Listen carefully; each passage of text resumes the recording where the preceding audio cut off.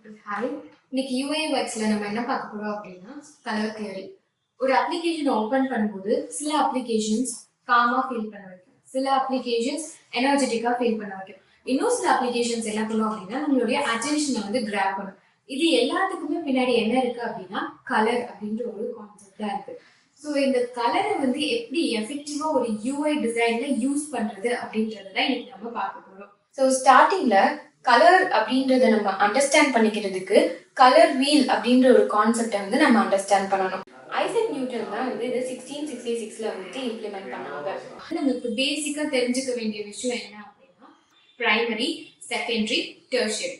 So இந்த primary அப்படின்னா first importance இருக்கிற கலர்ஸ், ஓகேவா? So for example red, green, blue, RGB colours அப்படின்னு சொல்லுவோம் டிஜிட்டலுக்கு.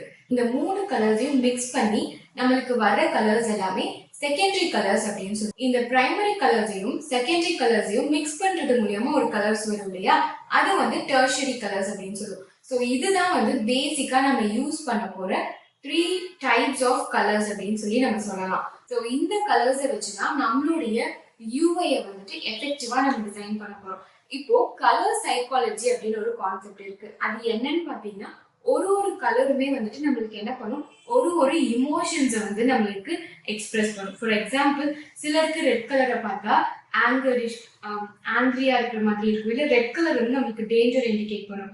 நேச்சுரலா இருக்கிற விஷயங்கள் எல்லாமே வந்துட்டு கிரீன் வச்சு இண்டிகேட் பண்ணும். ஸோ இந்த மாதிரி நம்மளுடைய யூஐ பண்ணும்போது ஒரு அப்ளிகேஷனுக்கும் அந்த இமோஷன்ஸுக்கு ஏற்ற மாதிரி நம்ம கலர்ஸை சூஸ் பண்ணணும்.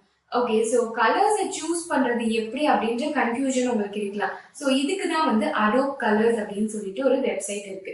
ஸோ நீங்க கூகுள்ல போயிட்டு அடோப் கலர் அப்படின்னு போட்டீங்கன்னா ஃபர்ஸ்ட் ஒரு லிங்க் வரும். அந்த லிங்க் உள்ள வந்து நீங்க போனீங்கன்னா உங்களுக்கு அடோப் கலருடைய ஹோம் பேஜ் வந்து வந்துடும். ஸோ அதுல என்ன இருக்கும் அப்படின்னா கலர் ஹார்மனி அப்படின்னு ஒரு கான்செப்ட் இருக்கும். இப்போ நம்மளுக்கு வந்து பிரைமரி, செகண்டரி, டெர்ஷரி இந்த மாதிரி 3 டைப்ஸ் ஆஃப் கலர்ஸ் இருக்கு. ஸோ இது எப்படி மிக்ஸ் பண்ணா நம்மளுக்கு எஃபெக்டிவா இருக்கும் அப்படின்றதுக்கு இவங்களே வந்துட்டு நம்மளுக்கு சில சஜஷன்ஸ் மாதிரி சொல்லியிருப்பாங்க. ஸோ அதுலேயே நம்மளுக்கு நிறைய டைப்ஸ் ஆஃப் கலர் ஹார்மோனிஸ் இருக்கு. இதுல உங்களுக்கு என்ன கலர்ஸ் வேணுமோ அதை நம்மளே வந்துட்டு எஃபெக்டிவா சூஸ் பண்ணிக்கலாம். ஸோ இன்கேஸ் எனக்கு மோனோக்ரோமேட்டிக் வேணும் அப்படின்னா நான் இந்த ட்ராப் டவுன்ல இருந்து அதை செலக்ட் பண்ணிக்குவேன்.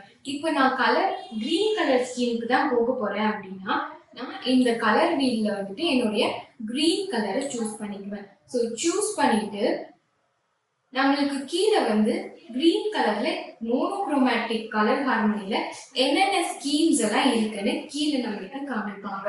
ஸோ இதுல இன்கேஸ் உங்களுக்கு ஏதாவது வேணாம் அப்படின்னா ரிமூவ் ஸ்வாட்ச் அப்படின்னு கொடுத்தோம்னா அது ரிமூவ் ஆயிடும். ஸோ என்னுடைய அப்ளிகேஷனுக்கு இந்த கலர் ஸ்கீம் தான் நான் ஃபாலோ பண்ண போறேன் அப்படின்னு சொல்லிட்டு நான் சூஸ் பண்ணிட்டேன். இதை நான் எப்படி வந்து என்னுடைய அப்ளிகேஷன்ல யூஸ் பண்றது அப்படின்னா, 1 நீங்க வந்து இங்க இருக்கிற கலர் கோடை காப்பி பண்ணிட்டு போய் நம்மளுடைய ஃபிக்மா ஃபைல்ல நம்ம அப்ளிகேஷனுடைய காம்பனன்ட்ஸ்க்கு எல்லாத்துக்கும் யூஸ் பண்ணிக்கலாம். இல்லை அப்படின்னா நீங்க என்ன பண்ணலாம், இந்த கோட் இருக்கு இல்லையா, சாரி இந்த கலர் ஸ்கீம் இருக்கு இல்லையா, இந்த கலர் ஸ்கீமை வந்து இங்க மேல நம்மளுக்கு டவுன்லோட் அப்படின்ற பட்டன் இருக்கும். ஸோ டவுன்லோட் as JPEG இருக்கா, இதை வந்து நீங்க கிளிக் பண்ணீங்கன்னா நம்மளுக்கு நம்மளுடைய கலர் ஸ்கீம் வந்து டவுன்லோட் ஆயிடும். ஸோ உங்களுக்கு டவுன்லோட் ஆன கலர் ஸ்கீமை வந்து நம்மளுடைய ஃபிக்மால வந்துட்டு நம்ம என்ன பண்ணிக்கலாம், இம்போர்ட் பண்ணி நம்ம யூஸ் பண்ணிக்கலாம். நான் ஃபிக்மால போயிட்டு ஒரு நியூ ஃபைல் வந்து கிரியேட் பண்ணிட்டு எனக்கு என்ன ஃப்ரேம், ஒரு மொபைல் அப்ளிகேஷனுக்காக நான் வந்து ஃப்ரேமும் ஆல்ரெடி நம்ம வந்து கலர் ஸ்கீம் சூஸ் பண்ணி வச்சிருக்கோம். ஸோ இந்த கலர் ஸ்கீமை நான் என்ன பண்றேன், என்னுடைய ஃபிக்மா ஃபைல்ல இந்த கலர் ஸ்கீமை என்னுடைய ஃபிக்மா ஃபைலுக்கு நான் காப்பி பண்ணிட்டு பேஸ்ட் பண்றேன். ஸோ என்னுடைய கலர் ஸ்கீம் வந்து இங்க பேஸ்ட் ஆயிடுச்சு. ஓகே, ஸோ நான் வந்து ஒரு மொபைல் ஸ்க்ரீனுக்கு இன்கேஸ் நான் வந்து ஒரு பட்டன் கிரியேட் பண்ண போறேன் அப்படின்னா, ஸோ ரெக்டாங்கிள் யூஸ் பண்ணி ரெக்டாங்கிள் டூல் யூஸ் பண்ணி நான் வந்து ஒரு ரெக்டாங்கிள் கிரியேட் பண்ணிட்டு எனக்கு என்ன கலர் என்னுடைய பிரைமரி கலராக சூஸ் பண்ணணும் அந்த கலரை வந்து நான் செலக்ட் பண்ணிக்கிறேன். செலக்ட் பண்ணிட்டு இன்கேஸ் நான் டெக்ஸ்ட் யூஸ் பண்ண போறேன் அப்படின்னா டெக்ஸ்ட் வந்து ஒரு லைட் கலர்னால ப்ராமினெண்டா நம்மளுக்கு தெரியுற மாதிரி டெக்ஸ்ட் இருந்தால் பெட்டரா இருக்கும்.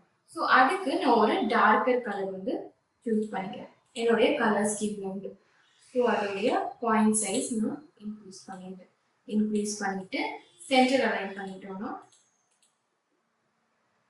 நம்மளுடைய ரவுண்டட் கார்னர்ஸாக இருக்கப்படுது.